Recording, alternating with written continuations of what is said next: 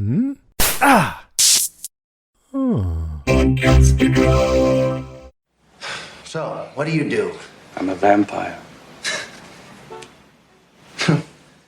That's something I haven't heard before. You mean this literally, I take it? Absolutely. I was waiting for you in that alleyway. Watching you, watching me. And then you began to speak. What a lucky break for me. Perhaps lucky for both of us. You, said you were waiting for me. What were you gonna do? Kill me, drink my blood, all that stuff? Yes. But you needn't be concerned with that now. You really believe this, don't you, that you're a vampire? We can't begin this way. Let me turn on the light. I thought vampires didn't like the light. We love it. I only wanted to prepare you.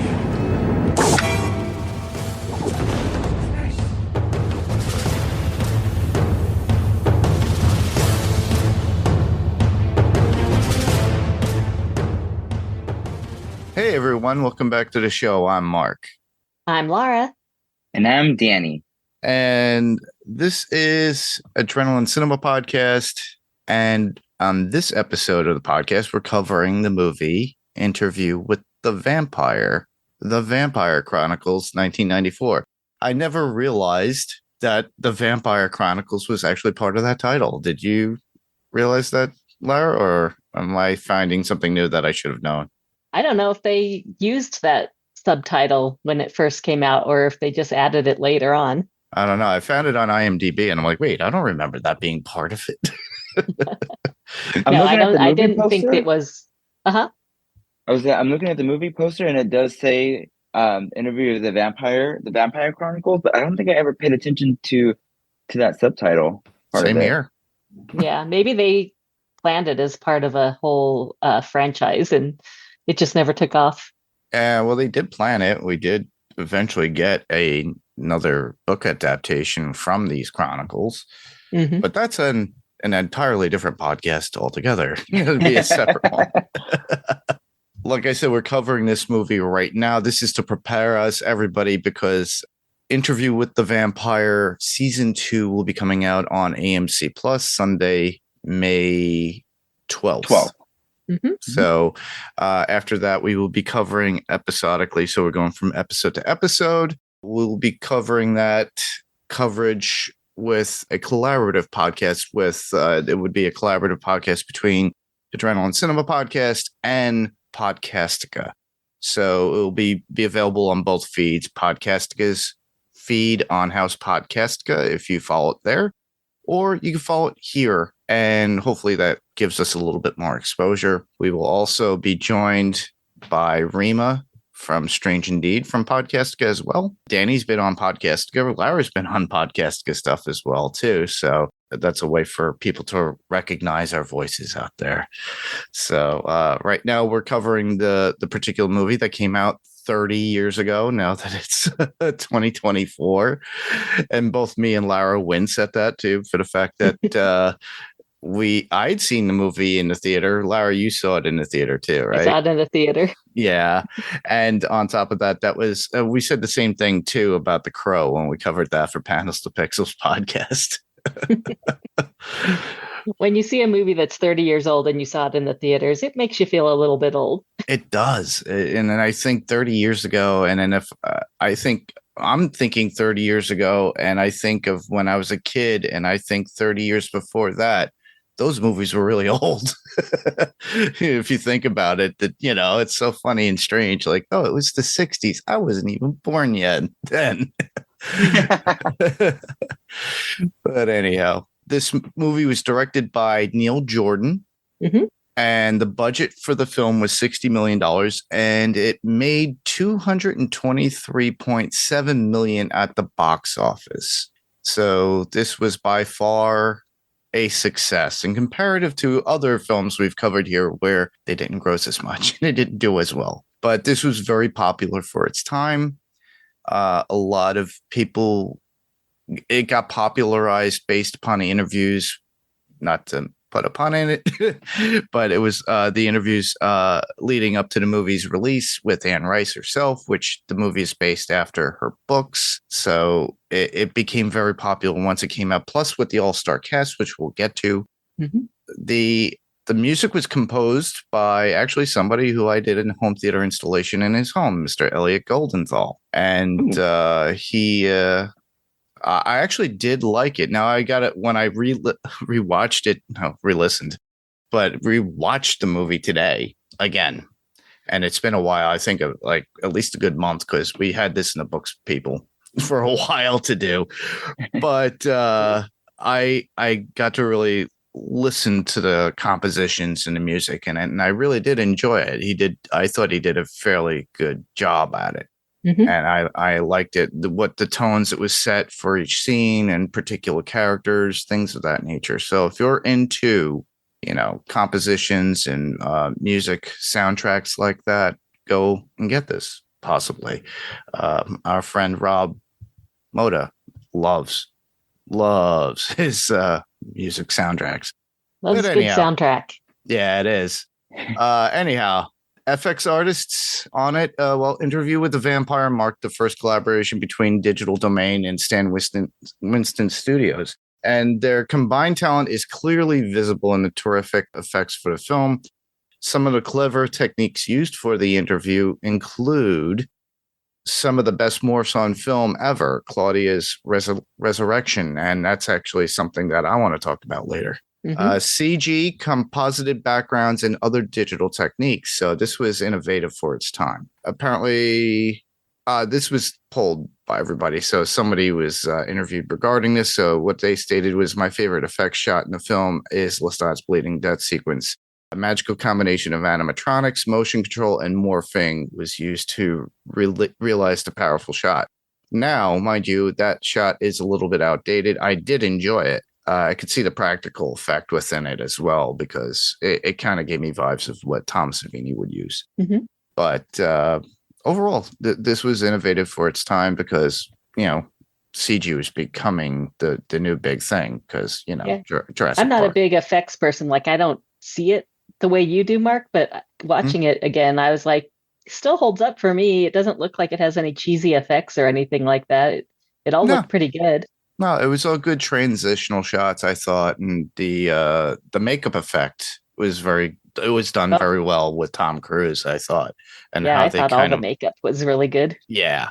Danny, do you want to read the first tagline? All right. His name is Lestat, the chosen, or he chose one man. He gave him infinite power, eternal life, a daughter who would be forever young, and then he took the light of day. And that was from the trailer itself when that came out before. Those are the movie trailers you get before other movies that you go see. From the TV spot, they stated, they live for the pleasure, the passion, the thrill, and they will live forever. And another one that was standard from the movie itself, drink from me and live forever. So I added a little bit more into this, and Larry, I think you corrected me on it, which is good. What's that? The movie dedication. At the very end of the movie, we have a dedication for somebody who had passed away, which was River Phoenix that year. So and he was supposed to play the role that Christian Slater's character plays of Daniel Malloy. Correct. And then he stepped in for him. But that was a tragic event that happened within the 90s. Just think of what River Phoenix would have brought to the table with his talents. Yeah. Not only did we get a great orchestration on the soundtrack, but we do get a rock music song that leads out from the credits at the very end. Guns N' Roses did a cover of the Rolling Stones song "Sympathy for the Devil." So we'll go into that later on when we talk about favorite moments, things of that nature. Who wants to read the synopsis? I'll take it. Okay. Against the backdrop of a gloomy San Francisco, the nearly 2-century-old vampire Louis de Pontelac recounts the unbelievable story of his eternal transformation and a life worse than death to the skeptic reporter Daniel Malloy. spanning 200 years of cruel betrayals, extreme solitude, and unquenched thirst. Louis grimly fat. Okay, try that again. Louis' grimly fascinating tale pivots around the perpetually regrettable decision to embrace the dictatorship of blood and, above all, his maker, the seductive blonde aristocrat of death, Lestat de Liancourt. Is Louis' mystical epic of bloodshed genuine? Is this indeed an interview with a vampire? Which is funny too, because you listeners don't know, but when I was creating the doc, I guess I had to correct myself. I always talk about it, or when I mention the movie, I say interview with a vampire. I never say the vampire. Uh-huh. So I actually my ex-girlfriend, who I saw the movie with in the theaters, had said that to me. She goes, "It's with the vampire." Okay, I got it. I did it right. So upon the date of release of this particular movie, it premiered November 11th, 1994. So I remember that year fairly well because we were going to a lot of movies at that time. And just to give you an idea of what it faced in challenges of movies that came out that were popular at that time during that month, we'll let you know. And I'll start off with the first one. Star Trek Generations came out. And Leon the Professional? Disclosure. Three Colors Red. No, remember that. Mary Shelley's Frankenstein? The Santa Claus maintained with the highest grossing that month. Yep. And Interview came in second. Yeah, so that was the biggest movie at the time. I believe it was the Tim Allen movie, The Santa Claus. Was number one that month? Yeah, because it was for the holidays, and it's all kids movie. Yeah, family movies. You get the kids and then the parents are roped in too. Yeah. Not me thinking some other Santa Claus movie from like 1970s. I was like, oh wait, this movie came out in 94. So yeah, I know. I thought I thought of the one that came out in the 80s with the older man and Dudley Moore. And I realized it's like, wait, no, Tim Allen came out with this one. Last up of the movies would be Frankenstein, and I believe that was Kenneth Branagh's Frankenstein. That had De Niro in it. You listed that twice. It's like, did another Frankenstein came out? Because Mary Shelley's Frankenstein was the Branagh one. Well, to correct myself. See, everybody, I make mistakes as well. You're only human. Yes. Unlike our vampires. That is true, but we love those vampires. Anyhow, we'll move into people we may know within the film. I think we might know a lot of people in this film. There are a lot, but I put the top billing stars in here for the most part. One of which was, when we get to her, it's interesting because at the time she was an unknown. So, Danny, you start, then Lara, and then I'll go. All right. So we have Tom Cruise, who played Lestat de Liancourt, someone who's no stranger to the podcast. When we talk about films, Tom has been in other films like Mission Impossible series, Day of Thunders, Far and Away, 1992, Edge of Tomorrow, and 2014. And also playing Louis de Pontelac was Brad Pitt. We've spoken about Mr. Pitt before, as well on this podcast when we covered Ocean's 11, but he can also be seen in other films like Cutting Class in 1989, Snatch 2000, 12 Monkeys 1994, and Once Upon a Time in Hollywood 2019. And also the movie that probably most women remember him from, Thelma and Louise. Oh, yeah. I was about to say that same thing, too. Yeah, I forgot to put that in there, but I knew you would put something in there. All right. Next up, Kristen Dunst, who plays Claudia. Now, this is her first major film role of anything, and she was very young. She could be found in a movie that came out the same year, Little Women, 1995's Jumanji, which we all love. Bring It On in 2000. Yes, I'm a cheerleader fan, and I actually do enjoy that movie, everybody, so make fun of me all you want. And playing Mary Jane Watson in Sam Raimi's Spider-Man trilogy, because I love my Spider-Man. Who doesn't like Spider-Man? I think that was my favorite franchise when I was like in high school, especially the Tobey Maguire Spider-Man. Yeah. So she's your first Mary Jane. Yes. So then we have Christian Slater, who played Daniel Malloy, and he's also played in The Legend of Billie Jean in 1984. Oh, sorry, 1985. Heathers in 1988.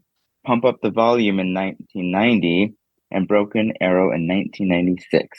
Also playing Armand is Antonio Banderas, who was in Desperado in 1995, Assassins in 1995, The Mask of Zorro in 1998, and the voice of Puss in Puss in Boots 2011. He is also the voice of the Nasonex bee in the commercials, which I did not know. Yeah, it's a little bit of a trivia thing that I throw in to people that don't know anything about Antonio Banderas.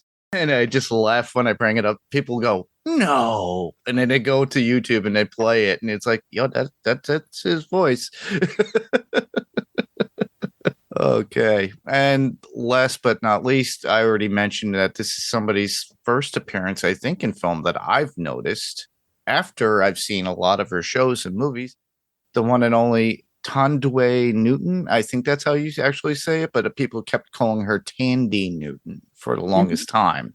Yeah. And in in this particular film, she plays Yvette, and she was also in a movie in 1997 called Gridlock, Crash in 2004, Vanishing in 2010, and of course, the HBO show Westworld, which I really did enjoy and love. I believe she was also in one of the Mission Impossibles with Tom Cruise, so a little bit of a reunion for them. Yes, that is true. Oh, I'm forgetting which one it was, but then again, there's so many Mission Impossible movies that Mr. Cruise has done. Soon he'll be flying into space, hanging off the side of a shuttle or something. Who knows? True. All right. Well, this is where we talk about a bulk of the movie, and this is general thoughts of the movie, what we think of it, what we thought about it when we first saw it, in comparison to when we watched it again for this, and then we move right into favorite moments. So, Danny, let's start with you. Oh Lord! So when I watched this movie the first time, and I think I mentioned it when we recorded last podcast. Mm-hmm. I played probably about 5 minutes of this movie and was just like, peace, I'm out. This is not, I wasn't into time period films. I wasn't into anything like that. I don't even think at that point I was into horror films, if you would call this a horror film. But but after, growing that appreciation for films, it's okay film. After actually watching the film to its entirety, it had its moments where I liked and didn't like, and suffered through most of the film to kind of appreciate it. Because again, I didn't even know it was based off of a novel to begin with, and that's where the whole thing with Queen of the Dam. I didn't even know that was part of the the Vampire Chronicles, and that movie was my life back then. But yeah, so that was my take on Interview with the Vampire. Yeah. All so right, on a scale of 1 to 10 steaks, Danny, what do you give it? I give it steaks to the heart. 7.5 steaks to the heart. That's not too bad. That's not a bad rating right there. Not at all. Yeah. And Lara, what about you? Well, I do love a good period piece and a horror film and a vampire film, because I've been a fan of all three of those things since I was a little kid. So this is this is one of the three in my triumvirate of high Gothic films, which include this, Crimson Peak, and Coppola's Dracula. So I love an old Gothic film with the traditional Gothic feel to it. Old houses, dripping candles, very old Victorian or some sort of period piece feel to it. So yeah, it's definitely one of my favorites. I loved it when it came out in the theaters, and I loved rewatching it today. Much like Anne Rice herself, I did not think Tom Cruise was the right pick for Lestat.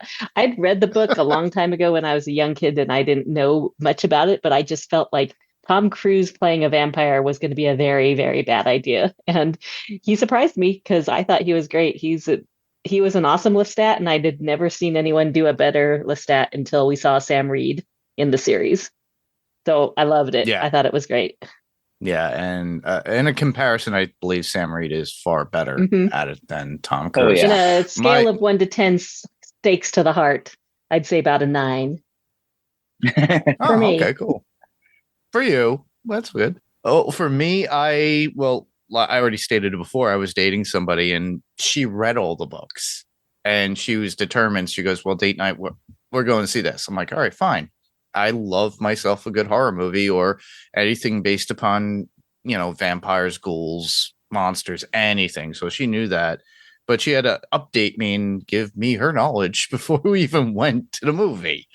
So I went and watched it, and I was really intrigued. I already knew about the whole Anne Rice not liking the idea that Cruise was cast as Lestat, and there was a lot of contention within that of whether or not if he was going to continue to do it. It was even before the filming started of the film itself. And then they brought it up during interviews afterwards and how she was not really happy. But after all said and done, she was okay with it, I guess. I heard after seeing his performance, she went out and publicly said that his performance was as good as she could have ever expected. She was really impressed by it.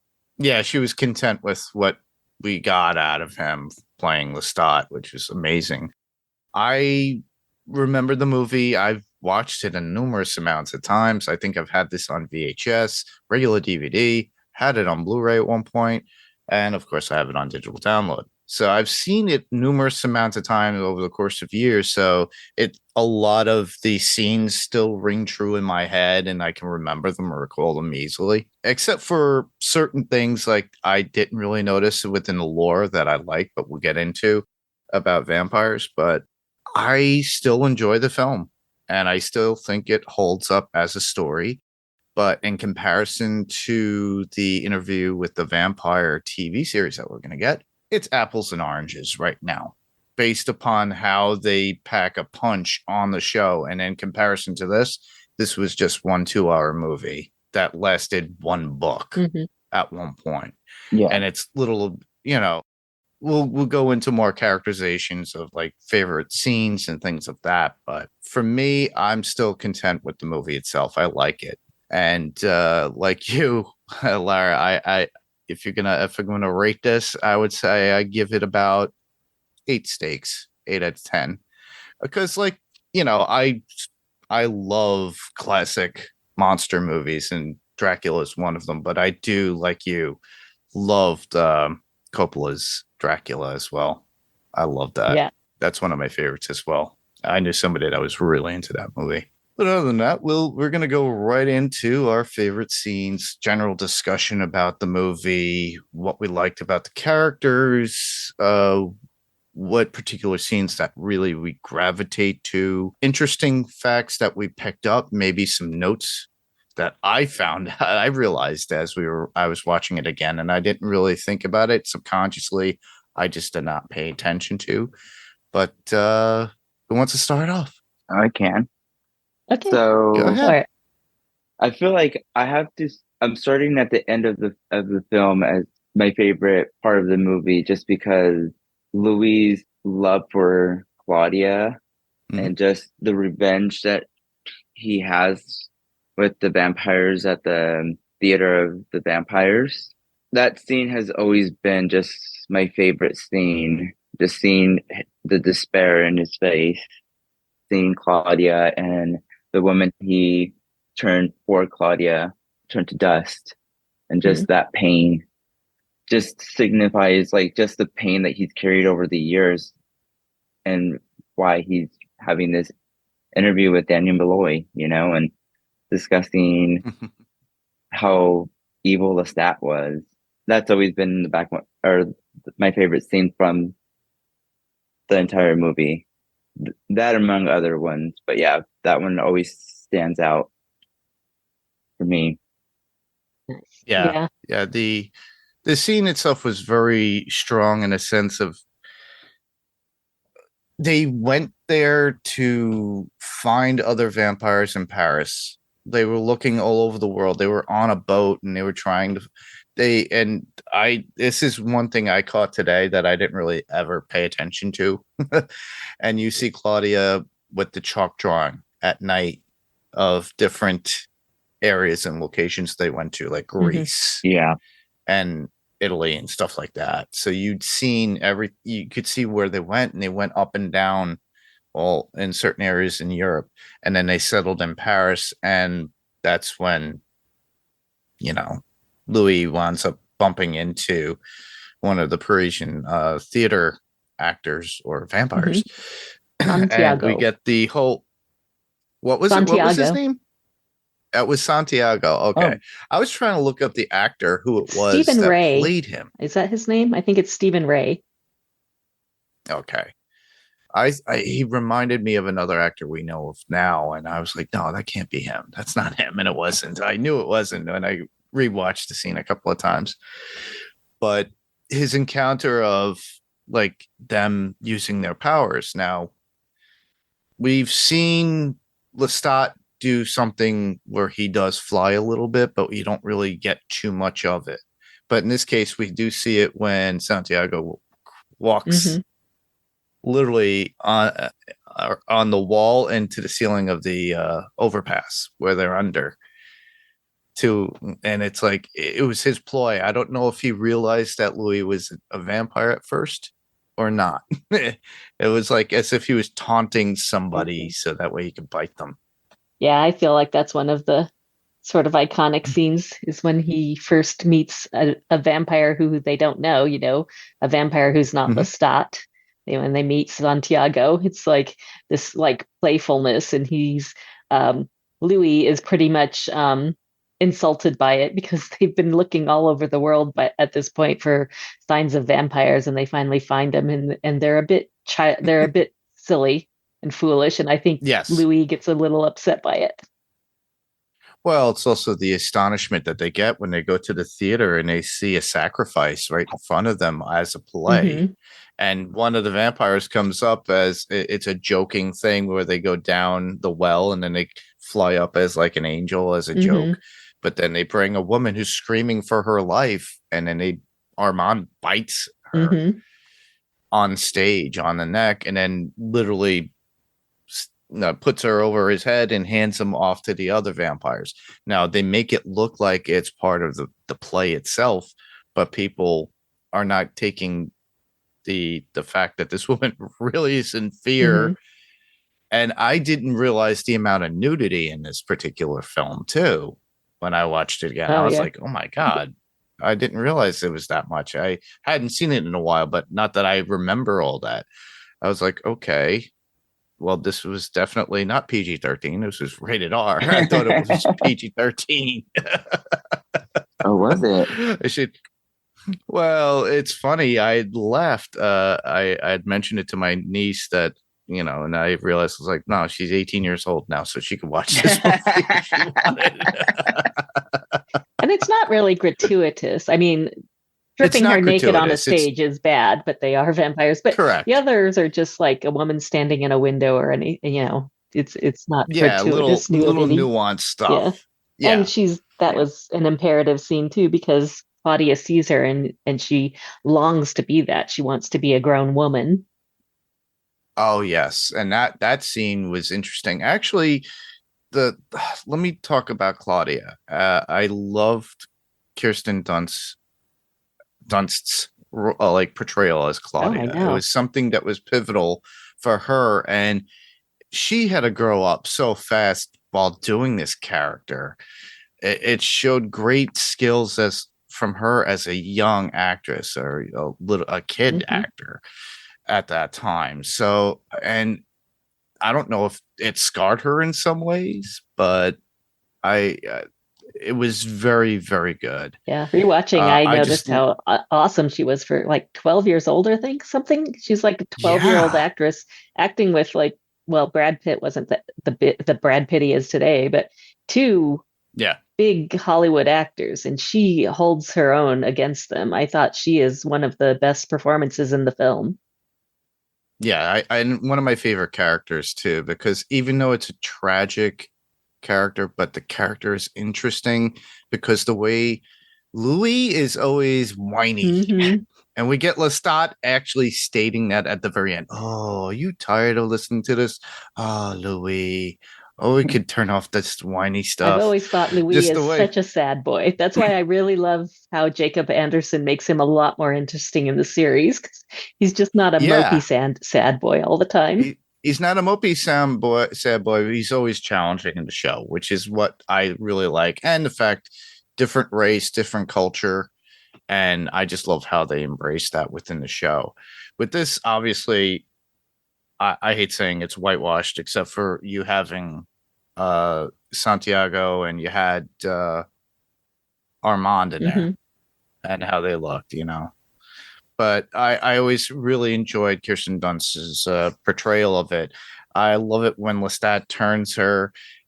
That was interesting to see and played out, and the effects on how they achieved that, because she looked so emaciated in the face, like so gaunt, and I don't know if that was really her or if they had a prosthetic body or body double there, and then they utilized that and have her come with the curls and everything, and her face just blossoms up.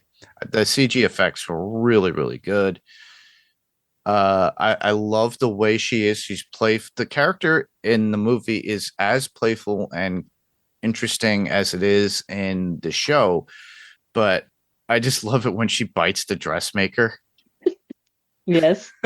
One of my favorite, I mean, a good portion of the film there in the middle is the Claudia montage of them living as a happy family. When she first transitions, and I thought that is amazing. That's part of one of my favorite parts of the film is just watching her kill her dressmakers and her piano teachers and an entire household with Lestat. And then in the house, yeah, and they keep saying never in the house. Yes, I was gonna say that. Lestat always walking in, like, what did I tell you? Not in the house.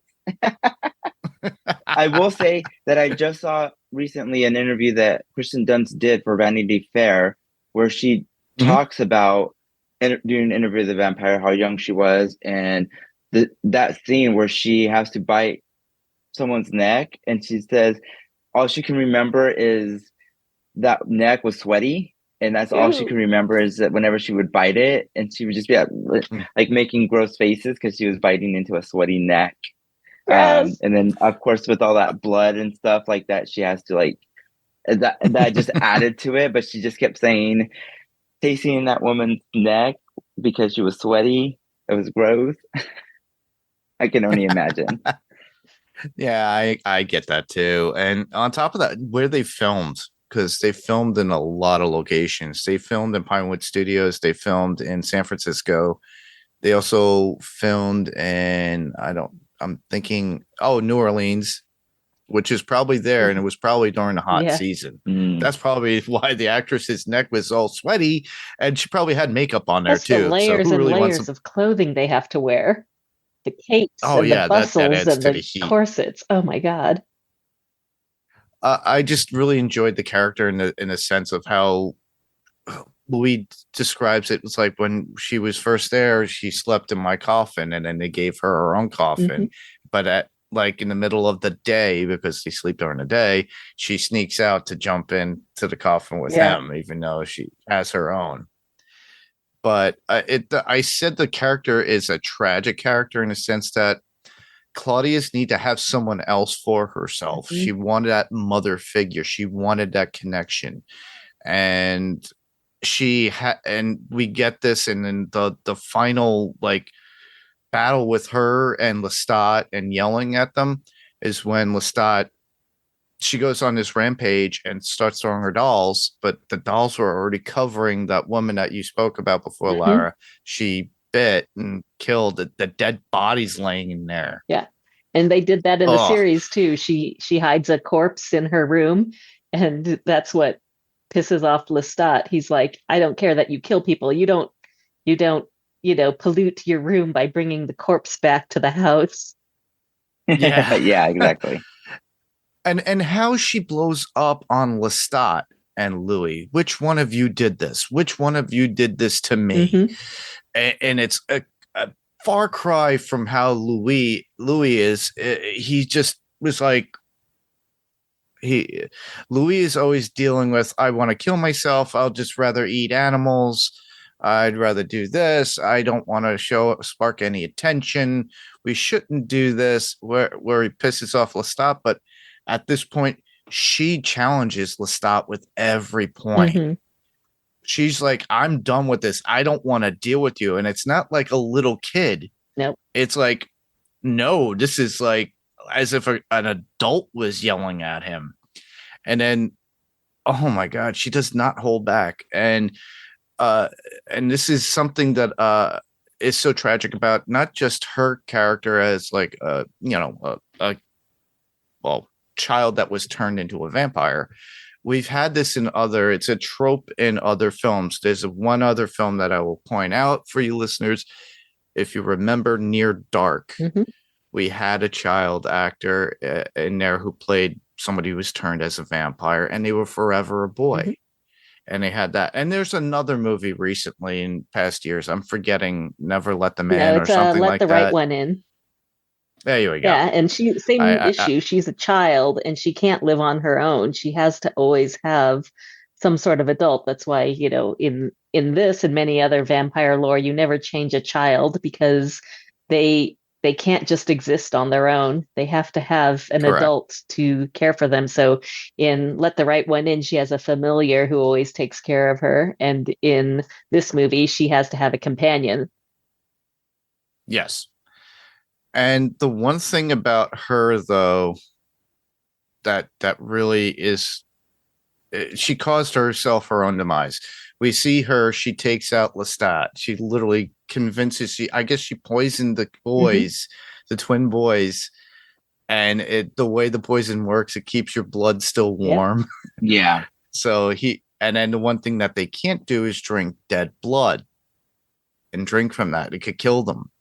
So, and then that's how they were able to dispatch of Lestat, but they put him in a swamp and, well, he wound up becoming what Louis wanted to do. He wound up eating the alligator and then eating all the other reptiles and animals that had blood in it to survive, which eventually caused the issue of Mississippi burning down. New Orleans. And their part. Oh, is it New Orleans? Okay, I knew there were two places that they were staying at.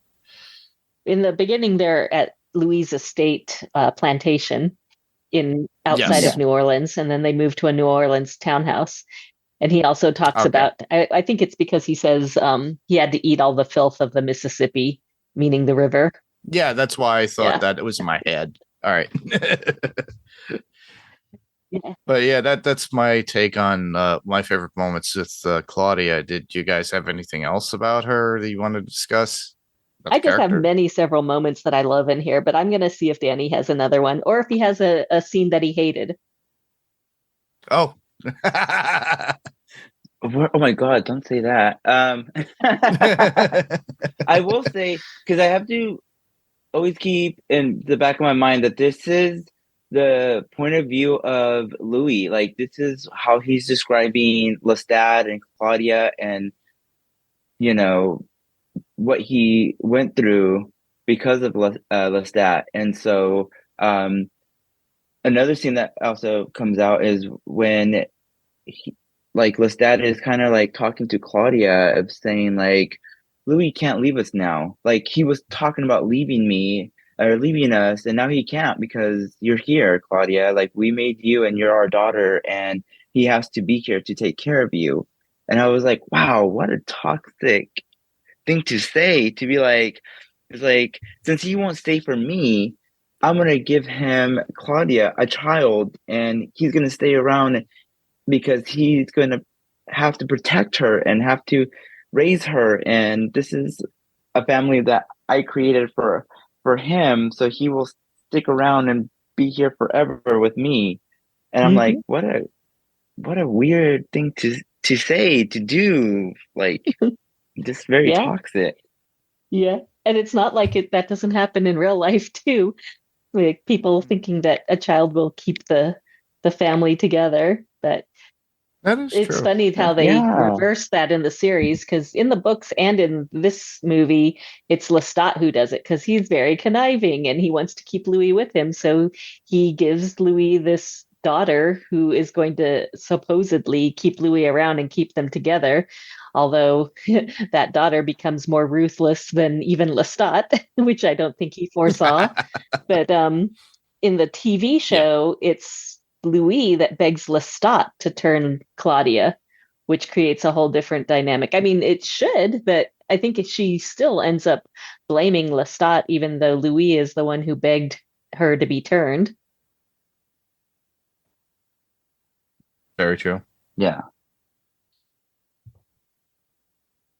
I really liked many of the scenes, but like I love the bloodletting with the prostitutes because he's sitting there and he keeps trying to get Louis to drink. He's tempting him. He's like, "Come on, Louis, you're a killer." He puts her blood in a wine glass and says, "Here, you can pretend it's wine." It's just it's Lestat trying to make Louis be what he is. Like I always feel like Louis was a bit of a disappointment for him because he thought he could have this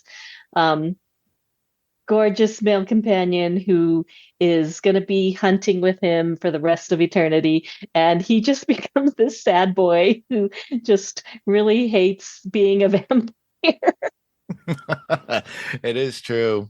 And then on top of that, the scene actually has the one where Lestat bites on, I don't know if it was her breast or whatever, but she wakes up and it's just bleeding down and she freaks out. And that was the most very horror gothic, one of the many horror gothic scenes in there. And since I love that kind of stuff, I love that he kicks open the table and it's a coffin and he drops her in there, sits on top of it. Yes. Yes. I do like that scene. I mean, it just shows Lestat's cruelty, but I mean, that's one of the things that always fascinated me about Lestat. He's so charming and he's so devious. Like, just like Sam Reed in the series, like you hate him, but you kind of love him because he is so devious and charming. And he says the things that, maybe you'd like to say if you could, but you don't because, you live in normal society. But sometimes when you have a villain, which is how he's depicted in this film, and they say and do whatever you want, you can release those kind of angsty feelings you have inside. Like, God, I wish I could say those things. God, I wish I could be that devious. He's very manipulative, and I love how he manipulates Louis. And think about it, when he burnt down the house in the plantation, Louis, Lestat gets really pissed off because he thinks of it as his own too. This is mine as well. Our wealth, our house. Wait, you didn't live here. Louis got it from his family. He owned the slaves. He owned the plantation. He owned the house. You just moved in. You're a freeloader that just turned them. Exactly. Yeah, and that's kind of what you get in the book. And because the first book is from Louis' point of view, he just sees Lestat as this freeloader who sucked onto him like a leech and took everything that he had. Yep. And he's it's a so bit of an too. oaf who can't read or write or anything. Yeah, and it's so funny too because he was not very much worldly in the New World. Because when we do see him at the very end, he is freaking out. Louis describes he's walking after the interview, he's walking along and it's his thoughts and he's thinking about, I know that smell. Yeah. It's the smell of something dying and it's old death. And it was Lestat literally. And Lestat didn't understand the New World, as it were, and he still is in it, but he's not taking care of himself. He's eating rodents and things of that nature, just like Louis did at one point. And then he has the conversation with Lestat. So it's like Louis finally stands up because after he's already given his, story to Malloy, he feels that he could talk to or look at, and I don't know if he felt bad about Lestat or he just was there to gloat in some way, because you could see some sort of grin on Brad Pitt's face as he's having that conversation. Louis does express some regret when he's at the Théâtre de Vampire. He said that he did Lestat wrong. And it wasn't even his idea to kill Lestat. It was Claudia's idea, but he felt like he really did him wrong. I think he appreciates Lestat for the life he gave him, even though it may not be the life he wants. He has to appreciate, kind of like you have to sometimes appreciate your parents, but he definitely doesn't want to live with them. That is true. But what's so sad about that is that the Parisian vampires had that thing, and they made it very simple and clear. It's like, you do not kill other vampires.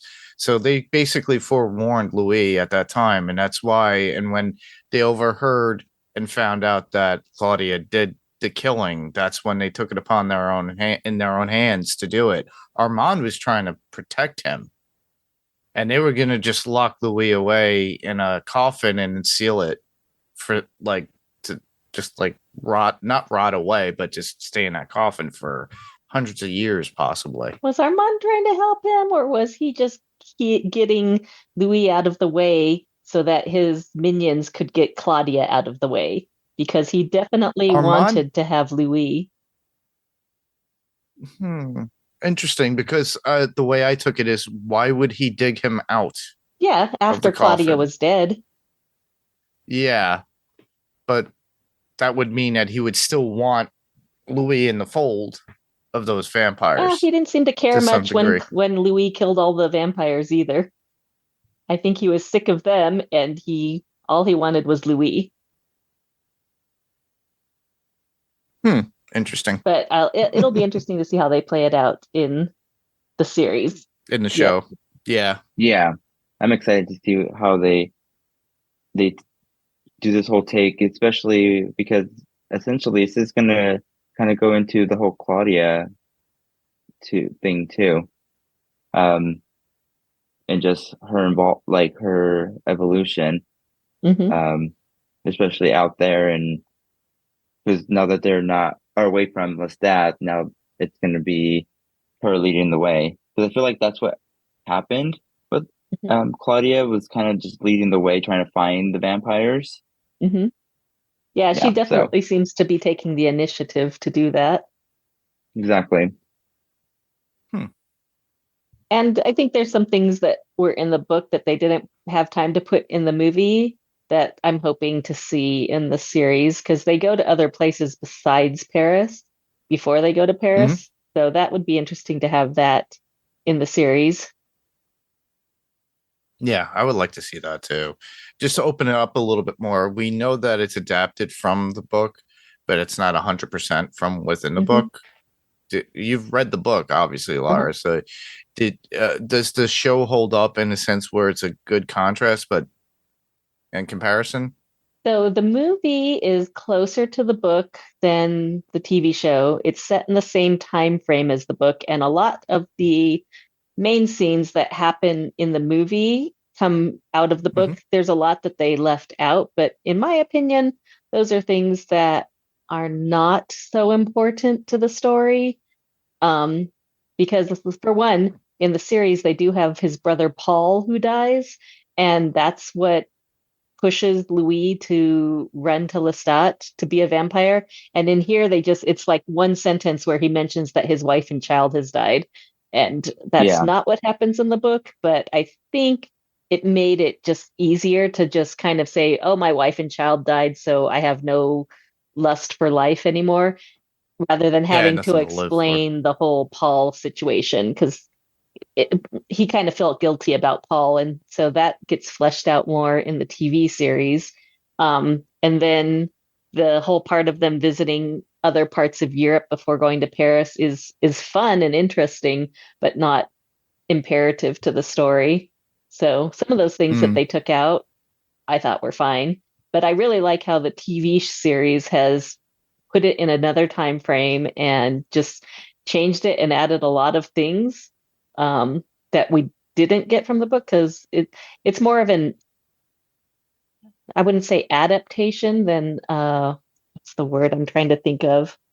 It's inspired by the book rather than a strict adaptation of it. Yeah. Okay. Yeah. It's like what was it? Mayfair Witches? Do not even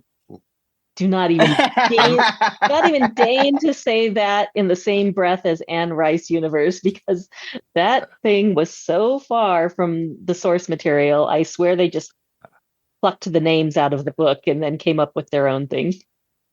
It sounded to me like that's what a lot of people were feeling. That's why Rima didn't want to cover it, and I don't blame her. I just find it great that they got interview right, and we get that to look forward to. Yeah, it's closer than Mayfair Witches is to the source material, but it also has the tone and the sensibility of the book, where I didn't think Mayfair Witches really hit the mark on that. Yeah. Is that coming back? I don't even know. Unfortunately, yes. Why? I may watch it just so I can hate watch it. You could hate watch it then. All right. Or you're just like me. You're like a completist. Once you start a series, you're just dedicated to it. Like me. I only got past like the third episode, and then after that, I didn't go back to it. So I didn't fall into that. It's like I watched the first half, or if not more than half of it, so I have to watch it. So I got out of it real quick. You almost say the F word, Danny. Fear Walking Dead. Yeah, I did. Yes. I was like, no, I didn't think. Oh, yes, Fear the Walking Dead. That was something that I had to watch it to the end. Same here. I can't call myself a completionist, because I dove out of there in like fifth season, maybe end of fourth season. But I just listened to Podcastica's rant reviews because they were fun. Yeah, I had to watch that because I invested how many seasons already, like you, Danny, and I was like, I gotta watch the rest of this to see what it's like. I know. As that beer balloon showed up, I had hope. And we all had hope. And I know this is going off track, but just Good. It's just that ending. It was just Hope dies slowly, my friend. Hope dies slowly. All right, getting back to this. All right, a character that wasn't utilized, I didn't think was utilized enough, but they are part of the reason why the movie is entitled Interview. Malloy. I didn't see him being utilized as much as you think he would be, because he's doing the interview with Louis. And you would think, okay, there'll be far more scenes. There really weren't that many scenes overall with Christian Slater and with Brad Pitt. A lot of voiceover with the questions, and that's about it. But not really much to move on. The only finer point that I liked that he was able to do in the very beginning was break a lot of the myths of vampires with being afraid of within the light. So Louis turns on the light, but he actually had to forewarn him. And Louis like, yeah, we do like the light. If we are given a moment to be in it, we do enjoy it, but you might not like it. And then he talks about the cross or any religious objects. It's okay with them. There's a couple of other things that they mentioned too that I probably overlooked, but I remember it. And then he said something about mystical stuff that only are in movies, but we do know that some are able to fly. Not all of them are able to fly. We didn't see Louis fly. We didn't see Claudia fly, but we knew Lestat did, Armand, and the rest of them. So they're able to do that. There wasn't any talk about holy water or anything like that. But they do need to lay in coffins, is what Louis said. Yes. Yeah. They didn't mention anything about the dirt. No. Though. in the coffin. But regardless, the character I did enjoy, and like you stated before, Lara, it was supposed to go to River Phoenix. River Phoenix passed away, so we got Christian Slater. I thought Christian Slater did a great job, considering. Yeah. And obviously, but the thing is, it's like I hate saying it, he could be forgettable to some people because you're more concentrating on more of Lestat and Louis and Claudia. Yeah. Most of the film. I liked it because I liked Christian Slater at the time, but as I watched it today, I'm like, I get heavy JD vibes from Heathers because I just recently watched Heathers too. I'm like, he seems just like JD from Heathers in this movie. And we don't get a lot of Daniel Malloy in the first book either, but he does end up having more of a presence in the later series from what I've heard. I was going to say the same thing. Yeah, that's what I heard, that he ends up playing a bigger role later on, and his character kind of becomes more complex because of what happens. So yeah, I wonder if they're going to give him that much of a role in the series because he is much older in the series. Because we go from him trying to be interviewed, when he was younger, and then now he's like older and diseased and whatnot. So we'll see. We'll see if that translates well. Yeah, I think it'll be interesting to see what they do with his character because I think they will be showing what kind of happened in the 70s because I saw the young actor who plays the young Daniel Malloy. So they're definitely going to go back to that time when he first met Louis. Interesting. Did you guys have anything else? Anything else you wanted to discuss about the characters, scenes? I know we could go into scenes for days, but no, just that whenever I watch, when Armand first came on in his long red robe, all I could think of was Guillermo from What We Do in the Shadows. That is true. Yes. Every single opening credit scene from What We Do in the Shadows, which is an absolutely excellent vampire property, has a picture of Guillermo dressed as Armand from this movie. Yes. Just one other thing too is just that whole sunset before he gets turned into, or is it sunrise? I can't remember. Sunrise. His last sunrise being something that gets put out there, and he was excited to see it in movies because he was like, it's been years since I've been able to see a sunrise, and here I'm able to see it because we go from black and white films to color films and all. Yeah. That's just my last. Awesome. To talk about Armand one last bit, Lara, is it me or did it look like the wig that Antonio Banderas had as Armand looked like the same one that Michael Wincott had on in The Crow as Top Dollar? It looks like the same wig. This long black wig from Spirit Halloween, even though they didn't have Spirit like back then. You could literally tell that was a wig. That's the only critical part I could state about any of the costume design and everything. It looked like a really bad wig. And I could say the way that I loved the vampires in this, they looked like exactly how they should look. They were beautiful and frightening at the same time. Like you look at and veiny and white. Like when you see the makeup effect. Brad Pitt, every time he got crazy, he'd get those just iridescent crazy eyes. And they had the long fingernails, which I love in the show, and I wasn't sure if they still had in the movie, but they did have the long manicured fingernails and just those iridescent eyes. I love it. And they're not just fangs in their mouth like typical two canines that are long. These are jagged teeth fangs, like an animal that's depicted in a lot of vampire films, which is very good. So at its time, it was very innovative for what the look of the vampire was.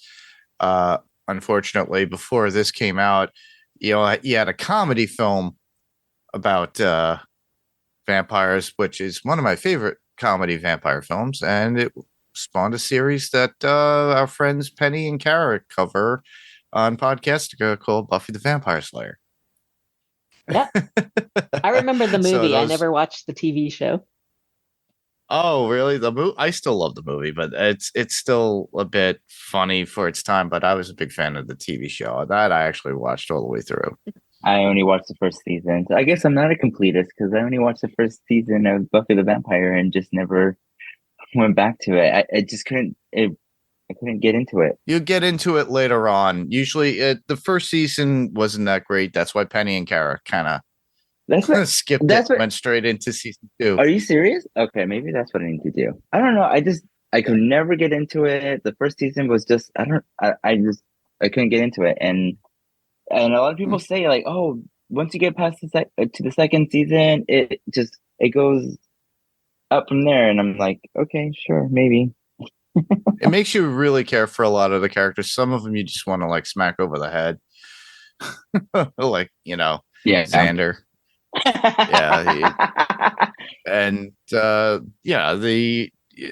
character writing on Xander, and it's like there's some traits in there that are like really not good because it is 90s, because you got homophobic stuff in there, and I'm just like, really gotta learn something new. Any show that has more than 3 seasons for me to catch up on, I'm out. I'm like, I can't do it. It's too intimidating. I'm not gonna watch it. But yeah, they kind of, this became a little bit more innovative, a little bit different from Dracula. Dracula was, of course, that one movie was really good. Keanu Reeves. Worst part of the film. Ryder. What? Keanu Reeves, as much as I love him, worst part of that film. He was terrible. His accent was awful. Well, it's funny too, because guess what, Larry? He's going to be in another vampire movie soon. Well, hopefully he doesn't try and take on a British accent. I don't know. I don't recall if he's going to be the vampire in it. I don't know if I'm not sure if it's even Dracula. I forgot. But somebody had said that to me. They're like, "Did you see the pictures?" And I saw pictures, but I didn't read the whole article. But yeah, it was at a time, and this actually sparked a lot of the whole vampire craze that led into the early 2000s with True Blood and everything else, and then we got a whole zombie craze with Walking Dead. Yeah. But I was always into werewolf movies. Still am. But other than that, if you guys don't have anything else, we could move into the interesting and unknown facts about the show or the movie. Let me mention my one quote that I wrote down. I wrote down several quotes, but I just love. I have several quotes as well because he always has the best quotes, and one of my favorites is when he's sitting playing the piano and Claudia walks in and he says, "You irritate me. Your very presence irritates me." He's such a snarky little biatch. Well, the funniest one that I like from him is when he killed the woman. It was when they were doing the whole draining of the women that night, and he was trying to convince Louis to drink. He drains her completely, and he goes, "Alas, she is dead on her feet," and then drops the body. Or when he picks up Claudia's dead mother and starts dancing with her and says, "The old gal still has some life in her left." Or life left in her? I don't know. I didn't write that one down, but still one of my favorites. There's one from Louis that's actually good, and he states, "Forgive me if I have a lingering respect for life." Oh, Louis. Always moping about something. Yeah. There's a whole bunch of them that we could go through. Yeah, this movie has some decent quotes. Claudia would be locked together in hatred, but I can't hate you, Louis. Louis, my love, I was mortal until you gave me your immortal kiss. You became my mother and my father, so I'm yours forever. But now it's time to end it, Louis. Now it's time to leave him. Or when she splits Go ahead, Mark. No, she did. Yeah, that was the whole trying to convince Louis to go through with the plan, and then she just executes the plan. And as without Louise. Lestat lays there on the ground dying, he's calling for Louis, and he's like, "Put me in my coffin." And Claudia just takes that nice knife, slits his throat, and says, "I'll put you in your coffin." Yep. And she was vicious. With good effect. Yeah, she was. Yeah, that's all I had. I only had one from Armand. He said, "You made me see their failings, Louis. They were doomed, stuck in their decadent time, and they had forgotten the first lesson that we must be powerful, beautiful, and without regret."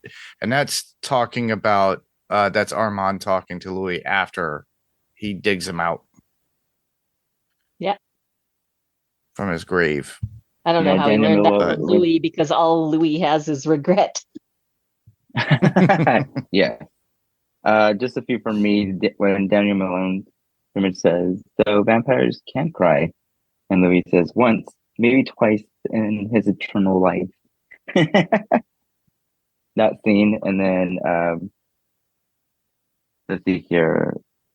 30 years had passed, yet her body remained that of an internal child. Her eyes alone told the story of her age, staring out from under the doll-like curls with questions that will one day never or need to be answered. So yeah, some of the stuff from Louis and his love for Claudia. And so many of those lines come straight from the book, so it just shows what a great poetic writer Anne Rice was. Yeah. Oh yeah, definitely. Alrighty. I guess we can move right into it. Interesting facts and unknown facts about the movie Interview with the Vampire Chronicles. So, Danny, you want to start us off with the first one? All right. This is an interesting fact. Christian Slater was given the role of Daniel Malloy upon the death of River Phoenix, the original choice for the role. Slater donated his $250,000 salary to two of Phoenix's favorite charities. Nice. Awesome. Lara? Yeah, all the actors playing vampires were required to hang upside down for up to 30 minutes at a time during makeup. This would force all the blood in their bodies to rush to their heads, causing the blood vessels in their faces to bulge.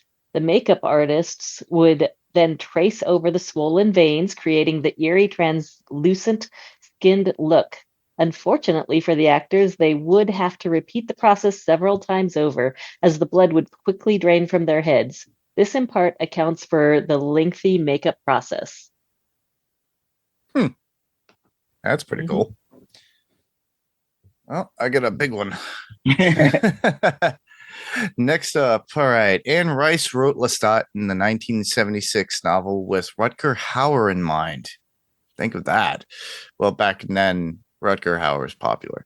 The rights to the novel were optioned by Paramount for $150,000 before the book was published, and John Travolta was earmarked to play Lestat. But a glut of vampire films at the time, with Dracula in 1979, Nosferatu the Vampire 1979, and Love at First Bite 1979. Wait, that's that Jim Carrey movie. But the project put the project on hiatus. By the time the film was in pre-production, Hauer and Travolta had become a little bit too old to portray the ever young vampire. Ironically, Hauer would later portray a vampire in both the Buffy the Vampire Slayer 1992 and Salem's Lot in 2004. Upon learning that Cruz had been cast, Rice was livid and stated Cruz could not carry the part, calling the casting so bizarre. It's almost impossible to imagine how it's going to work. And the worst crime in the name of casting since The Bonfire of the Vanities in 1990. Rice recused herself from the production and did not view the film until a producer sent her a VHS copy. Rice was so impressed by Cruz's performance that she wrote him a letter of apology and recorded a 2-minute video endorsing the film that was included as a pre-feature on mid-1990 VHS release of Interview with the Vampire. I want to watch That's that. neat. I would like to go find that and see what she says. Not me going on there. It's probably on YouTube. Oh yeah, gotta go check that out. Right. All right. So we have Cher and Angelica Heston. Is that Houston? Houston. Were considered for the two roles. In 1994, Anne Rice told Movie Line that there had been talks to gender bend the lead roles, and editor Vicky Wilson wanted Angelica Houston as Lestat and wrote a version of the screenplay in which Cher was supposed to play Louis. Julia Phillips and I were developing that together, and the whole idea was that Louis would be a transvestite woman. At the time in history, you could own your own plantation and run things if you were a man, but you couldn't if you were a woman, she explained. It was the French law, so this was a woman who dressed like a man or otherwise it was exactly the same as Interview with the Vampire. Wow. That's wild, especially for the time period. Yeah, that would have been interesting. 90s. I just can't see Cher as Louis, but I couldn't see Tom Cruise as Lestat, so maybe it would have worked. Daniel Day-Lewis almost played Lestat. David Geffen, the movie's producer, really wanted the Academy Award-winning actor to star in the film. David called the actor's agent on an almost daily basis for months before Daniel declined. Yeah, he was popular back then in the 90s. At that point, he was like a go-to actor. Well, it's a good thing. I can't see him in it. All right, next up, Oprah Winfrey isn't a fan. So during a Los Angeles screening of the 1994 movie before its release, the world-famous host was so shaken she left before the end. I believe there are forces of light and darkness in the world, and I don't want to be a contributor of the dark forces, Oprah said. She even considered canceling an interview with Tom Cruise. That's wild. That is wild. Not surprising. All right, let's see here. Christian Slater was the last minute addition. Again, River Phoenix was originally cast in the role of Danny Malone, the interviewer, but the promising young actor tragically died 4 weeks before he was set to begin filming. Christian Slater stepped into the role and donated his entire salary to River's favorite charities, despite not knowing him well at all. That's when he died at the Viper Room, Johnny Depp's nightclub in LA. Yep, and Joaquin had to call 911. For those of us who were a little older at the time and remember that happening. Now there's no more Viper Room, by the way. Yep. So gone were the days. Kirsten Dunst had her first kiss in the film. In recent years, Kirsten has repeatedly said that she hated having to kiss Brad Pitt, then 30, in the movie when she was just 11 years old. It was just a peck, the actress told Bullet. Everyone at the time was like, "You're so lucky you kissed Brad Pitt," but I thought it was disgusting. I didn't kiss anyone else until I was 16, I think. I was a late bloomer. Dunst also revealed that the future husband of Angelina Jolie and Jennifer Aniston spent a lot of time watching episodes of The Real World during filming.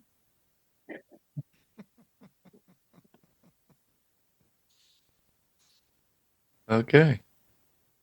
Brad Pitt had a miserable time during filming. The Real World must have been a coping mechanism to help him take the edge off, because Brad has said he absolutely hated making the movie.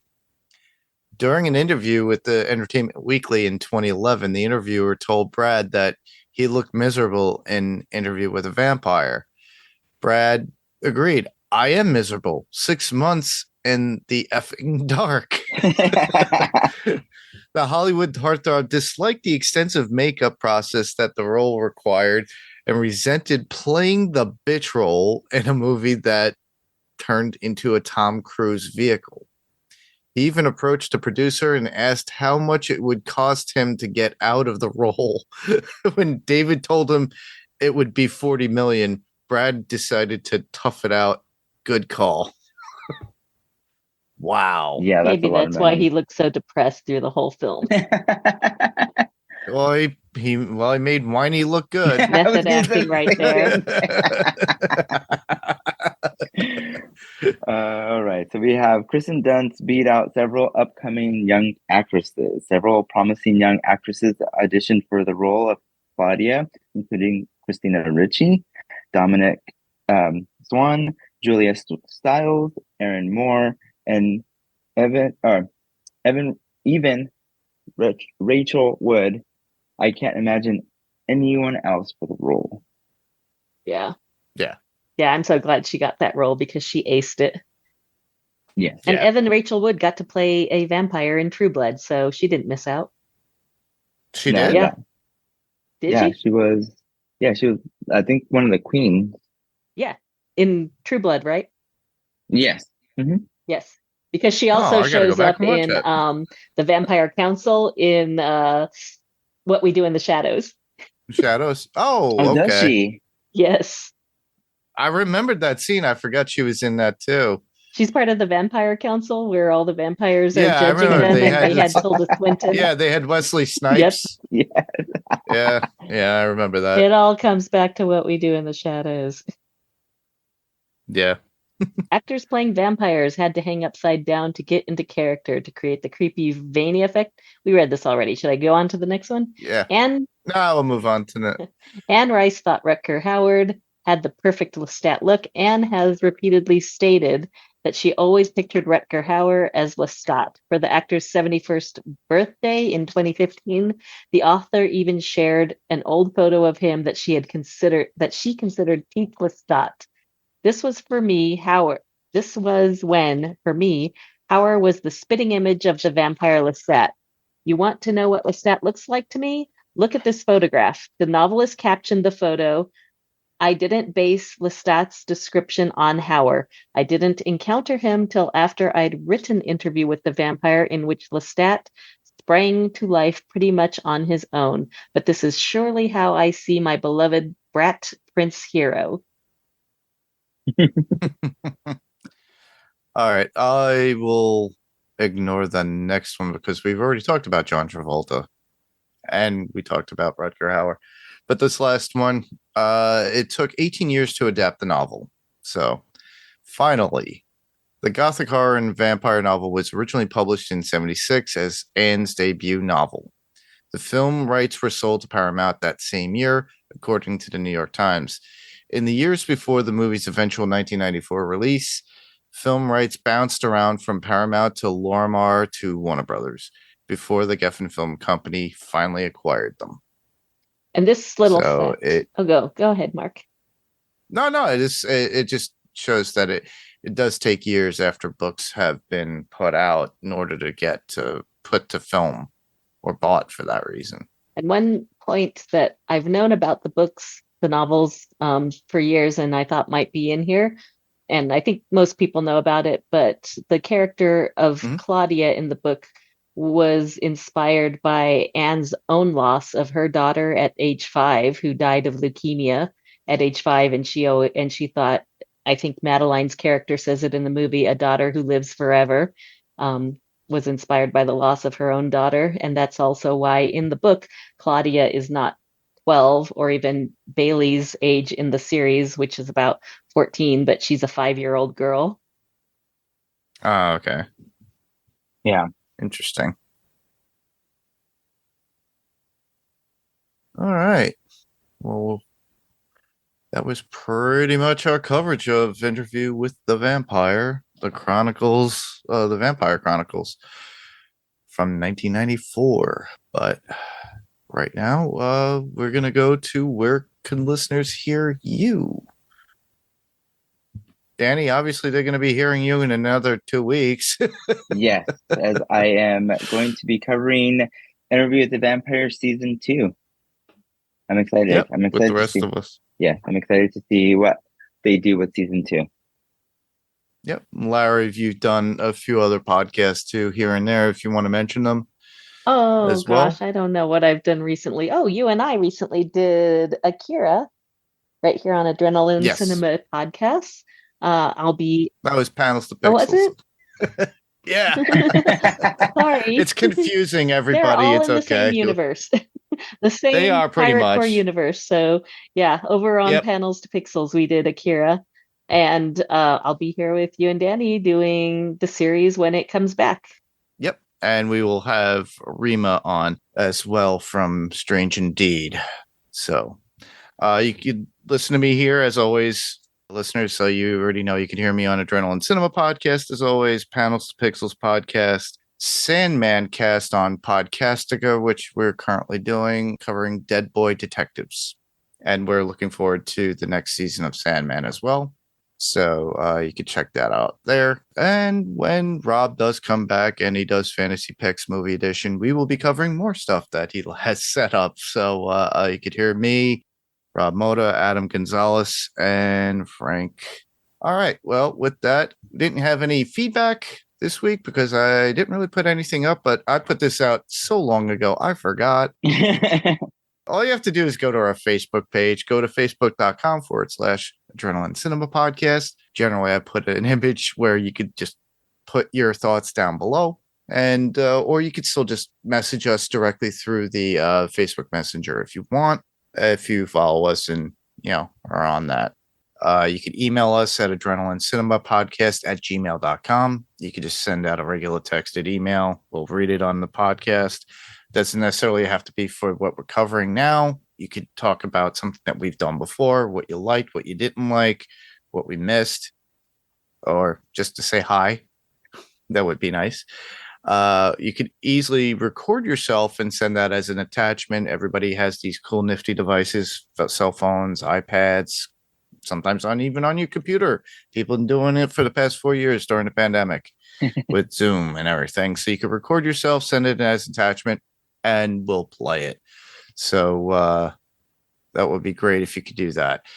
If anything, we could also do that we really would appreciate would be if you could give us a rating review on Apple Podcasts or Spotify. Tell a friend. Word of mouth is great. If you happen to listen to us on YouTube, please subscribe, ring the bell. You'll get notified when that comes, because that's another way for you guys to listen, because it has YouTube podcasts. Or if you watch it on YouTube. Usually I put up a static image of what we're covering with our logo on it, and then you could hear it and have it play through your surround sound. So as always, we would love for you to just go to the Pirate Core Entertainment website. All you have to do is go to piratecoreentertainment.com. You'll find all the links and everything else that's there. Watched it in the 80s, Adrenaline Cinema Podcast, and Fantasy Picks Movie Edition. Everything that's there that Rob's been doing. You could also get your podcast through there. So I just want to thank everybody for listening. I'm Mark. I'm Lara. And I'm Danny. This was Adrenaline Cinema Podcast. Thanks for listening, and we'll talk to you later. Good night. Bye-bye.